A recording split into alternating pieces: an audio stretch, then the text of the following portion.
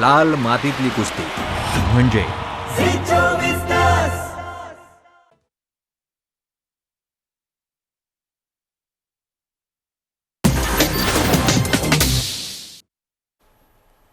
नमस्कार, मी हर्षाली हितगुज या आमच्या खास कार्यक्रमात आज आपण विना औषध विना ऑपरेशन ॲक्युपंक्चर उपचार पद्धती या विषयावर चर्चा करणार आहोत आणि त्यासाठी आपल्यासोबत आहेत ॲक्युप्रेशर तज्ञ डॉक्टर सचिन पुरुषोत्तम लोहिया. डॉक्टर, स्वागत आहे आमचं स्टुडिओमध्ये. नमस्कार. डॉक्टर सचिन लोहिया हे ॲलोपॅथी तज्ञ आहेत. 22 वर्षांपासून ॲक्युपंक्चरमध्ये कार्यरत आहेत. त्यांनी चीन येथील बीजिंग डिस्ट्रिक्ट कॉलेज आणि व्हिएतनाम येथील WHO द्वारे ॲक्युपंक्चर कॉलेजमध्ये प्रशिक्षण घेतलं आहे. इंडियन अकॅडमी ऑफ ॲक्युपंक्चर सायन्सचे ते सचिव आहेत. हाँगकाँग ॲक्युपंक्चर सोसायटी आणि वर्ल्ड असोसिएशन ऑफ चायनीज मेडिसिनचे ते सदस्य आहेत. पेन मॅनेजमेंट फेलोशिप त्यांनी प्राप्त केली आहे. स्लीप डेस्क आणि ॲटो इम्युन डिसऑर्डरवर रिसर्च पेपरसाठी उत्कृष्ट सादरीकरणाकरिता त्यांना गोल्ड ओस्क पुरस्काराने सन्मानित करण्यात आलं आहे. ॲक्युपंक्चरसाठी प्रसिद्ध असलेल्या 3 पुस्तकांसाठी त्यांनी लेखनसुद्धा केलं आहे. घरच्या घरी ॲक्युप्रेशर आणि ॲक्युपंक्चरमधील मॉडेल प्रश्नसंच भाग 1 आणि 2 मुंबई, औरंगाबाद आणि दिल्ली येथे ते कार्यरत आहेत. चला तर मग आता विषयाला सुरुवात करूया. डॉक्टर, सगळ्यात आधी तुम्ही ॲलोपॅथी डॉक्टर असताना देखील या पद्धतीचे उपचार कसे करता ॲक्युपंक्चरद्वारे? तसं खरं सांगायला गेलं तर acupuncture is a future medicine. आता सध्या वर्तमान काळामध्ये युरोप, अमेरिका, चीनमधून युरोप, अमेरिका, आफ्रिका, भारतामध्येही हे बरंच वाढलेलं आहे आणि भविष्य काळात हे आणखी वाढत चालणार आहे. जसं आता मॉडर्न टाईम्समध्ये काय होणार आहे, वायरलेस होत चाललं आहे, सीडलेस होत चाललं आहे, शुगरलेस होत चाललं आहे, तर ड्रगलेस पण आता नव्या काळाची गरज आहे. लोकांना औषधं नको आहेत आणि अशा वेळी ॲक्युपंक्चर एक विनाऔषध उपचार पद्धती आहे. त्याशिवाय अनेक आजारांचे अनेक ऑपरेशन आपण टाळू शकतो. एक सूक्ष्म असे निडल्स असतात, ते काही बिंदूंवर लावून आपण हे उपचार करू शकतो आणि औषध यात नाही आहे. ह्याची सुरुवात अशी झाली, तुम्ही जे म्हणतात बदल कसा घडला, तर ॲक्च्युअल मी ज्या वेळेला शाळेमध्ये होतो आणि शाळेमधून कॉलेजमध्ये जाणार होतो MBBSसाठी, त्यावेळेला माझा एक मोठा ॲक्सिडेंट झाला. ह्याच्यामध्ये हाडाची तुकडे झाली आणि त्याच्यामध्ये स्नायू पण काही दगावल्यामुळं हा हात कमजोर झाला होता. मला शाळेमध्ये असा कॉलेजमध्ये असताना असा बॉल पण फेकता येत नव्हता आणि 6 महिने मी डाव्या हाताने लिहून काढले. तर यावेळी माझं साधारण 5-6 महिने ॲक्युपंक्चर करण्यात आलं हाताचं आणि आज ह्याच्यात एवढी ताकद चांगली आहे की मी अगदी फास्ट गोलंदाजी पण करतो ह्याच्याने.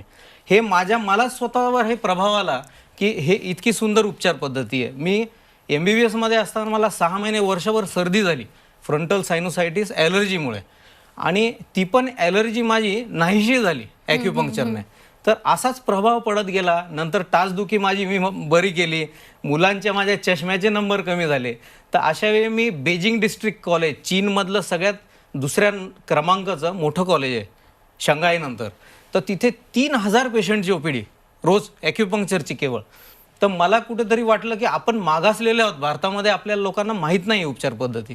आज मला 22-23 वर्ष झाले त्या उपचार पद्धतीमध्ये. मी मुंबईला करतोय, औरंगाबादला करतोय, दिल्लीला जातोय. तर इथे बऱ्याच लोकांना याचा फार पॉझिटिव्ह आउटकम मिळतोय आणि लोक आजारापासून तर दूर होतात, त्यांची औषधं पण बंद होत आहेत, ऑपरेशन टळत आहेत. त्याच्यामुळे हा सगळा बदल आहे. बरोबर. मग ही ॲक्युपंक्चर नेमकी कशा पद्धतीने काम करते? ॲक्च्युअली आपल्याकडे असं आहे ना की लोकांना दवाखाना सगळीकडे वाचायची सवय झाली आणि आमचा आहे दवा न खाना. आणि मी म्हणल्यासारखं आता नवीन पिढीमध्ये हे सगळ्यांना माहिती आहे का दवा ना खायची आहे. तर ॲक्युपंक्चरमध्ये आपल्या शरीरावरती चेतना प्रवाह असतात अनेक, ज्याच्यामध्ये ब्लड आणि ची म्हणजे ऊर्जा ह्याचं आतमध्ये फ्लो चालू असतं. जसं एखादी पाईपलाईन आहे, एखादी गटार आहे, तर त्याच्यावरती जसं हे पाईपलाईन येते, बॉडीवरती हे चॅनल्स आहेत, त्याच्यामध्ये कुठं ब्लॉकेज झाला तर पुढं सप्लाय जात नाही. तर ॲक्युपंक्चरमध्ये आपण काय करतो, एक छोट्याशा निडलनी तो ब्लॉकेज काढतो. जसं नालीवरती मॅन्युअल असतात, तसे ॲक्युपंक्चरचे 461 बिंदू आहेत शरीरावरती. सगळ्यांचा वेगवेगळ्या आजारांवर उपयोग आहे, त्याचा अभ्यास करावा लागतो. तर त्या चेतना प्रवाहाच्या त्या बिंदूंना आम्ही उत्तेजित करून त्यातला तो फ्लोचा ब्लॉक काढतो. हातामध्ये जर कमकुवतपणा असेल, मुंग्या सुन्नपणा असेल, तर तो ब्लॉक निघाला तर त्याच्यामध्ये परत ताकद वाढायला मदत होते. तसंच शरीरामध्ये पोट आहे, लिव्हर आहे, किडनी आहे, लंग्स आहे, हार्ट आहे, ह्याचे पण चॅनल्स आहेत बॉडीवरती. तर हे फार पुरातन काळांपासून विकसित आहे आणि हे नव्या पिढीला आवडणारं शास्त्र आहे, कारण की याच्यात औषध नाही आहे. तर हे जे आहेत सगळे चॅनल आम्ही कार्यान्वित करतो, त्याच्याने किडनीचा, पोटाचा विविध आजार आपण दुरुस्त करू शकतो. तर या पद्धतीने हा फायदा आहे ॲक्युपंक्चरचा. म्हणजे या उपचार पद्धतीचा अजून कोणत्या प्रकारे फायदा होऊ शकतो आणि काय होतं? असं पाहिलं तर ॲलोपॅथीमध्ये इमर्जन्सी म्हणून आजही नंबर 1 पाहिलं जातं. ॲक्युपंक्चर पण इमर्जन्सीमध्ये काही पॉईंट्स आहेत ते फार उत्कृष्ट आहेत, परंतु इमर्जन्सी नंतर त्या रुग्णाला जे आयुष्यभर औषध खायचे असतात तिथं प्रॉब्लेम आहे. ते औषधं नेहमी नेहमी खायची, मग त्याचे साईड इफेक्ट्स, हा सगळ्यात मोठा इश्यू आहे. तर ॲक्युपंक्चरचा सगळ्यात मोठा फायदा म्हणजे ह्याच्यात औषधच नाही आहे, तर ते साईड इफेक्ट्स नाही आहे. आपण अनेकशे ऑपरेशन पण टाळू शकतो आणि सगळ्यात मेन म्हणजे तो आजार तुमच्यामध्ये आयुष्यभर राहणार आहे.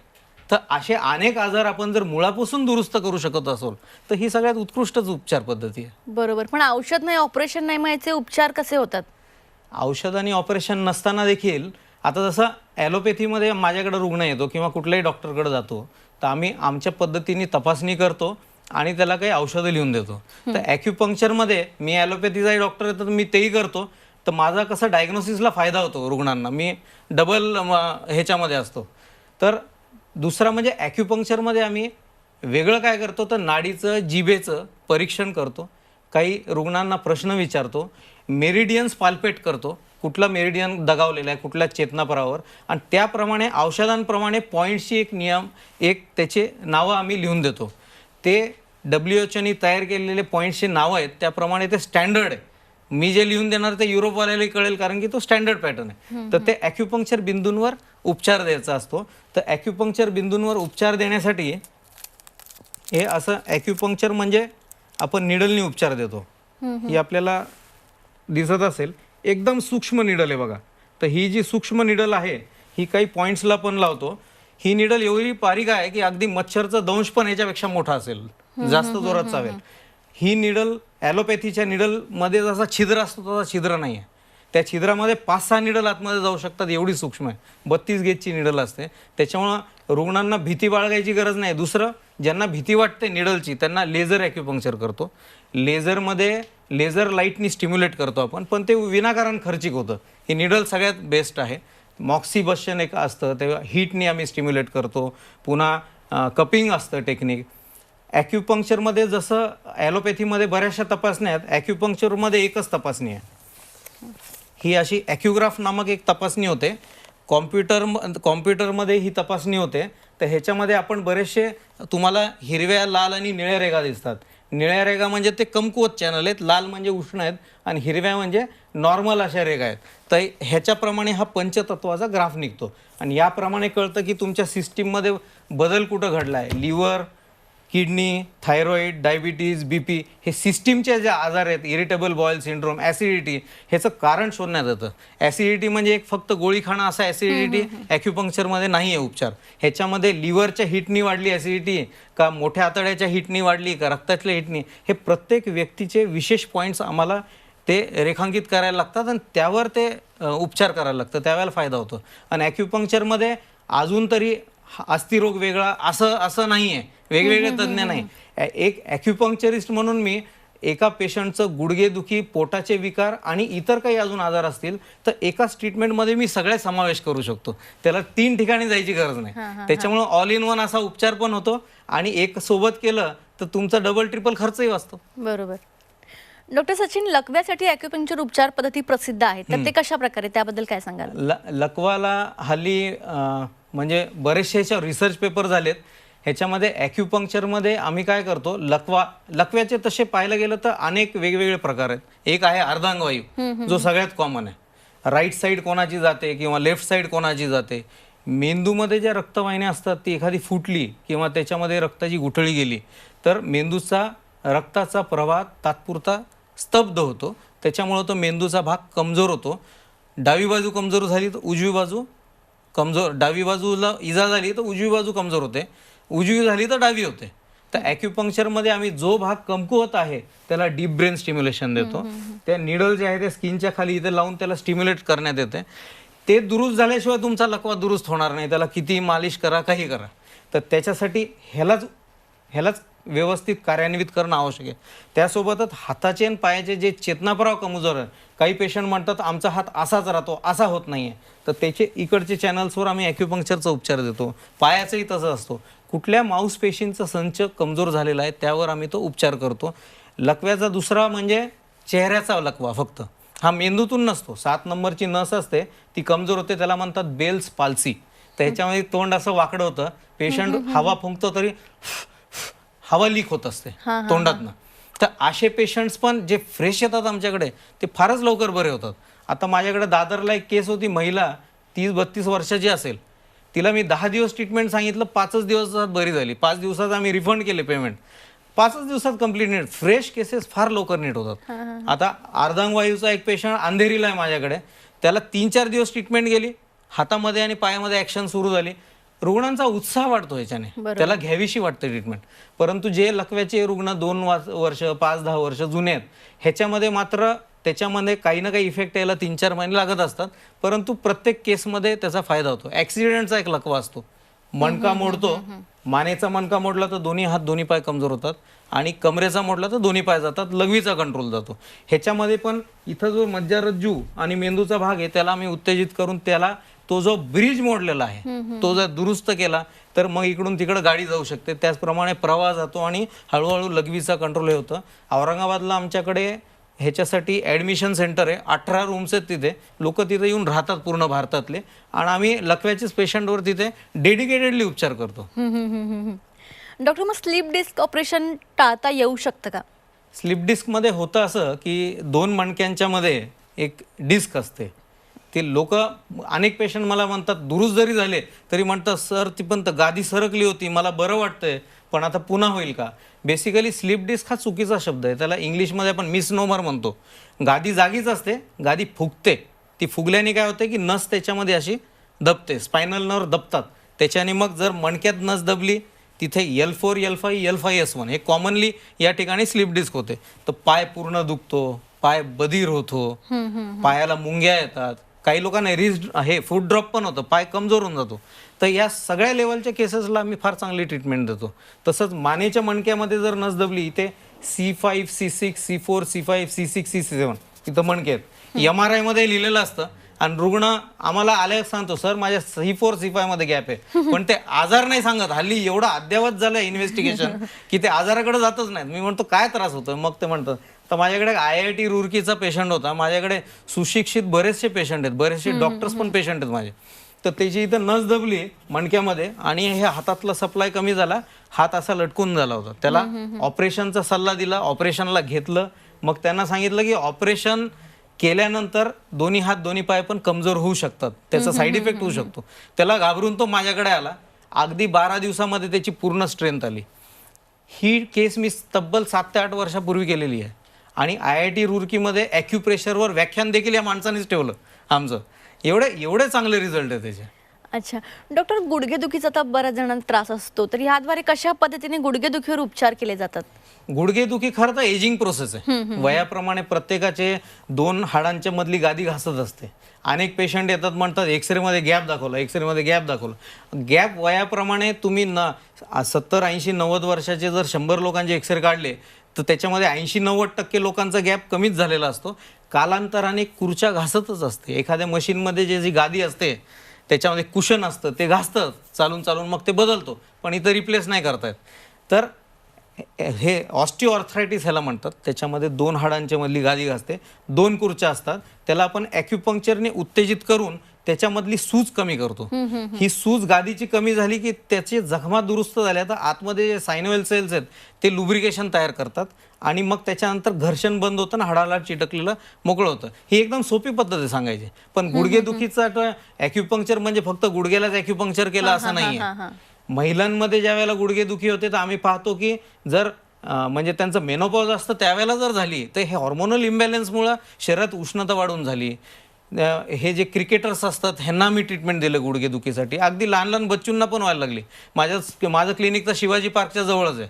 तर त्याच्यामुळे बरेचसे क्रिकेटर्स येतात, अंडर 19चे कॅप्टन झालेले, बरेच मोठे मोठे क्रिकेटर्स झालेले आहेत आपल्याकडे ट्रीटमेंटला. हा गुडघेदुखीचे माझे अनेक पेशंट्स, म्हणजे एक लेडी तर अशी होती की तिने क्रॉस कंट्री अमेरिका पण एकटीने टूर केलाय. आता एक लेटली माझ्याकडे गडिंग्लजचा पेशंट आहे, आमच्याकडे पनवेलला सेंटर आहे. ट्रीटमेंटमध्ये अजून एक मेथड असते कॅटगट एम्बेडिंग म्हणून. तर ह्याच्यामध्ये रोज रोज यायची गरज नाही ट्रीटमेंटला, 15 दिवसाला. हा पेशंट माझ्याकडे 6 ते 8 वेळेला आला. त्याच्या मित्रासोबत तो आसामचा दौरा करून आला. ते गुडघे एवढे दुखत होते ते दुरुस्त झाल्यानंतर. तर एवढे चांगले रिझल्ट्स येतात त्याच्यामध्ये. 100 पैकी 90% लोकांचे तर आपण निश्चित ऑपरेशन टाळू शकतो. ते रुग्ण पाहिल्यानंतर आपल्याला आणखी चांगली माहिती मिळते. बरोबर. डॉक्टर, फ्रोझन शोल्डरसाठी याद्वारे कशा पद्धतीने उपचार केले जाऊ शकतात? काय उपाय आहेत यावर? फ्रोझन शोल्डर म्हणजे आखडलेला खांदा. खांदा. हा. रुग्ण आला की म्हणतो सर मला फ्रोझन शोल्डर झालं. त्याला ते माहित नसतं अर्थ काय. आजाराचा एवढं मोठं नाव वाटतं त्याला की मला कायच झालं. फ्रोझन म्हणजे आखडलेला आणि शोल्डर म्हणजे खांदा, आखडलेला खांदा. डायबिटीजमध्ये हे प्राथमिक दुष्परिणाम आहे. डायबिटीजमध्ये हे सांध्यामध्ये लुब्रिकेशन कमी पडतं आणि जो हात आपण कामात घेतो जनरली त्यामध्येच होतं ते. किंवा मग तुम्ही मुंबईमध्ये ट्रेनमध्ये धडपड असते ट्रेन पकडायची वगैरे, त्याच्यामध्ये पण काही लोकांना इथं झटका बसतो, त्याच्यामुळे पण होऊ शकतो. तर ह्याच्यामध्ये हा खांद्याच्या मधला जो स्पेस आहे त्याच्या सूज येते आणि त्याच्यामुळं तो असा हात वर जात नाही. ज्यांना प्राथमिक दुखणं सुरू झालंय खांद्याचं त्यांना लगेच ॲक्युपंक्चरची गरज नसते. हात असा केला तर इथं 2 गड्डे कोणालाही दिसतात काचेमध्ये. त्या 2 गड्ड्यांमध्ये असा हात टाकून जर तुम्ही ॲक्युप्रेशर केलं काही दिवस, 15 दिवस, महिनाभर, तर त्याच्याने पण ते दुखणं जाऊ शकतं. पण ज्याचा हात ह्याच्यावर असा जात नाही किंवा ह्याच्यावर असा जात नाही, मग त्याच्यामध्ये काहीतरी थोडा मोठा दोष असतो. त्याला ॲडेझिव्ह कॅप्सुलायटिस म्हणतात. चिटकून जातो सांधा. मग त्याच्यामध्ये ॲक्युपंक्चर करून त्यातली सूज कमी करत करत मग त्याची स्ट्रेंथ आपल्याला वाढवावी लागते. असं करून ते दुरुस्त होऊ शकेल. बरोबर. डॉक्टर सचिन लोहिया यांच्यासोबत ही चर्चा आमची अशीच चालू राहणार आहे. मात्र वेळ झाली एक छोट्याशा ब्रेकची. कुठेही जाऊ नका, पाहत रहा झी 24 तास.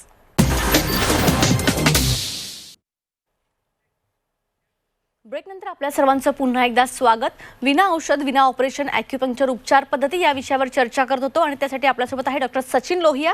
पुन्हा एकदा चर्चेकडे वळूयात. तर डॉक्टर, सगळ्या प्रकारच्या ज्या ॲलर्जी असतात आणि इनफर्टिलिटीसाठी हे ॲक्युपंक्चर उपचार पद्धती नेमकी कशा प्रकारे काम करते? ॲलर्जी आता धूळ कणांची आणि अनेक वस्तूंची असते रुग्णाला. आपण काही गोष्टींची ॲलर्जी चेक करतो पण ते 150-200 वस्तू असतात. आपण ज्या वातावरणात राहतो ते अर्बो खरबो पार्टिकल्स आहेत आणि प्रत्येक गोष्टीपासून तर दूर राहू शकत नाही आपण. काही लोकांना म्हणतात डस्टनी तुम्ही दूर राहा, चना डाळ खाऊ नका, हे नका. त्या गोष्टी बरोबर आहेत, त्या केल्या पाहिजे, परंतु अनेक गोष्टींची ॲलर्जी असते. ॲलर्जीमध्ये काय होतं की ॲलर्जीचं कण नाकात जातं, नाकातून आतमध्ये जातं फुफ्सात आणि त्याला शरीर मग हायपर रिॲक्शन देतं आणि ते ब्रॉन्कस जे आहे, नळी आहे फुफ्सांची, ती आकुंचन पावते, दम लागतो. मग काही लोकांना सर्दी होते. त्या ॲलर्जीमुळे आतमध्ये जो काही इफेक्ट असतो त्याचा हायपर इफेक्ट असतो बॉडीचा, त्याच्यामुळं शरीराची कमकुवत झालेली असते प्रतिकारशक्ती. अनेक ज्यांना होत नाही हा त्रास त्यांच्यामध्ये काय बदल आहे की तो कण आतमध्ये जरी गेला तरी ते शरीर त्याला प्रतिसाद देत नाही. प्रतिसाद नाही दिलं की ती नळी आकुंचन पावायचं किंवा आतमध्ये इथे सूज यायचं कामच नाही सायनसमध्ये. तर आपल्याला ॲक्युपंक्चरने त्याचं शरीर त्या सामान्य शरीरासारखं करायचं असतं. त्याची प्रतिकारशक्ती वाढवायची शरीराची. ॲक्युपंक्चरमध्ये लिम्फोसाइट्स आणि हे जे सेल्स असतात ब्लडमधले त्याच्यामध्ये पॉझिटिव्ह रिस्पॉन्स येतो. हे शास्त्रामध्ये हे प्रूव्ह झालेलं आहे. तर त्याच्यामध्ये आपण ॲक्युपंक्चरने इसिनोफिल काउंट पण कमी होतं आणि त्याच्यामुळे ॲलर्जी कमी होते आणि सर्दी कमी होते आणि हा जो कफ आहे हा पण कमी होतो. माझ्याकडे दादरला एक पेशंट आहे, तो आता म्हणतो की सर मी 2 महिने ट्रीटमेंट घेतली पण पहिल्याच महिन्यात मी नंतर थंड पाणी प्यायलो, आईस्क्रीम खाल्लं तरी मला सर्दी ॲलर्जी काहीच झाली नाही. म्हणजे पेशंटही असे चेक करतात आम्हाला की ह्याच्यामुळे काय फायदा होतो. तर अशा पद्धतीने ॲलर्जीला पण चांगला उपाय आहे. इन्फर्टिलिटीसाठी तर ॲक्युपंक्चर फार आता प्रसिद्ध होत चाललं. माझ्याकडे बरेचसे गायनेकोलॉजिस्ट पाठवतात पेशंट की IVFच्या आधी तुम्ही ॲक्युपंक्चर करा म्हणजे तो सक्सेस रेट वाढतो आणि हे सायंटिफिकली प्रोव्हन आहे. त्याच्यामुळेच ही लोक माझ्याकडे पाठवतात. आणि मला सांगायला आनंद होतो की माझ्या यूट्यूब चॅनलवरही बऱ्या काही 2-3 स्त्रियांचे मी टाकलेले आहेत की ते प्रेग्नन्सी टेस्ट त्यांची पॉझिटिव्ह राहिली. एक तर दादरला अशी केस होती की त्याची AMH लेवल लो होती, त्याच्यामध्ये शक्यताच कमी होती प्रेग्नन्सीची. पण 2 महिन्याच्या ट्रीटमेंटमध्ये प्रेग्नन्सी राहिली. 9व्या महिन्यानंतर मला भेटायलाही आले की सर अजून काही प्रिकॉशन करायचे आहेत का. म्हणजे असं हे जे स्त्रियांना इन्फर्टिलिटीचा त्रास आहे त्याच्यामध्ये चांगला फायदा होतो. बरोबर. डॉक्टर, याच पद्धतीने अजून कोणकोणत्या आजारामध्ये ॲक्युपंक्चर पद्धतीचा उपयोग होऊ शकतो? तसं ॲक्युपंक्चरमध्ये A to Z गोष्टींचा उपचार होतो. फक्त काही गोष्टी सोडल्या जसं पित्ताशयाचे खडे आहेत, किडनीचे स्टोन आहेत, हार्निया, हायड्रोसिल, हे काही छोटे मोठ्या गोष्टी जे आम्ही नाही करत, बाकी अनेक गोष्टी करतो. मुलांमध्ये मंदवाढ असते, जन्मतो मूल त्यावेळेला उशिरा रडतो, त्याच्याने मेंदू कमकुवत राहतो, मज्जारज्जू कमकुवत राहतो, पाय असे थोडेसे क्रॉस असतात, मुलगा मान धरत नाही लवकर मुलं, आणि त्याच्यानंतर रांगायला पण उशीर असतं, उभा राहत नाही. तर अशा केसेसमध्ये पण ॲक्युपंक्चरने मेंदूची, मज्जारज्जूची ताकद वाढवता येते. तसंच डोळ्याचे केसेस आहेत आणि कानाचे केसेस आहेत, अंधत्व, बहिरेपणा, ह्याच्यातही चांगला फायदा होतो अनेक रोगांवर. बरोबर. डॉक्टर, तुमच्या प्रकाशित साहित्याबद्दल थोडक्यात सांगा. प्रकाशित साहित्य तसे आपले बरेच आहेत. जसं हे ॲक्युप्रेशरचे पुस्तक आहेत, विविध भाषेमध्ये आहेत हे पुस्तकं. घरच्या घरी ॲक्युप्रेशर उपचार, म्हणजे 25 ते 30 हजार ज्या वेळेला तुम्हाला झालंय त्याच वेळेला याचा उपयोग करायचा. म्हणजे मग हा तुम्ही घरच्या घरी पण काही पॉईंट्स दाबून त्याचा उपयोग करू शकता. त्याच्यानंतर डॉक्टरांसाठी एक मेडिकल ॲक्युपंक्चर म्हणून पुस्तक असतं. या पुस्तकामध्ये आजाराप्रमाणे, ॲलोपॅथीचं कसं ब्रॉन्केल अस्थमा, वेगवेगळ्या आजाराच्या नावाने त्याचे पॉईंट्स कुठले घ्यायचे हे दिलेलं असतं. तर हा डॉक्टरांसाठी फायद्याचा आहे. हा एक पुस्तक आहे जो सगळ्यात ॲडव्हान्स आहे ॲक्युपंक्चरचा, म्हणजे हा जर्मनीमध्ये रिलीज झाला होता, आणि हा पुस्तक सगळ्यात म्हणजे ॲडव्हान्स स्टडी आहे. ह्याच्यामध्ये जे मोठे मोठे आजार आहेत त्याच्यावर उपचार कसा करायला पाहिजे ह्याच्याबद्दल मार्गदर्शन करण्यात आलेलं आहे. हे माझी काही पुस्तकं आहेत. ह्याच्यामध्ये आता राज्य शासनाचा अभ्यासक्रम झालं होतं की त्याच्यात परीक्षा घेतली होती ॲक्युपंक्चरिस्टची. तर ह्याच्यामध्ये हजारो प्रश्न आहेत जे तुम्ही सोडवून परीक्षेला तुम्ही तयारी करू शकता. अशा पद्धतीचे आपले पुस्तक आहे. बरोबर. तुम्ही या ठिकाणी आलात आणि खूप चांगली माहिती आमच्या प्रेक्षकांना दिलीत, त्यासाठी तुमचे धन्यवाद. नमस्कार. तर आजचा आपला विषय होता विना औषध, विना ऑपरेशन ॲक्युपंक्चर उपचार पद्धती, आणि याविषयी डॉक्टर सचिन लोहिया यांनी अगदी सविस्तर माहिती दिली. ॲक्युपंक्चर उपचार पद्धती नेमकी कशा प्रकारे काम करते, त्याचे फायदे काय आहेत आणि त्याद्वारे उपचार कसे केले जातात, याविषयी डॉक्टर सचिन लोहिया यांनी खूप चांगल्या पद्धतीने मार्गदर्शन केलं. तुम्ही यांना स्क्रीनवर फ्लॅश होत असलेल्या नंबरवर संपर्क करू शकता. कार्यक्रमात आता वेळ झाली आहे इथेच थांबण्याची. ताज्या बातम्यांकरिता पाहत रहा झी 24 तास.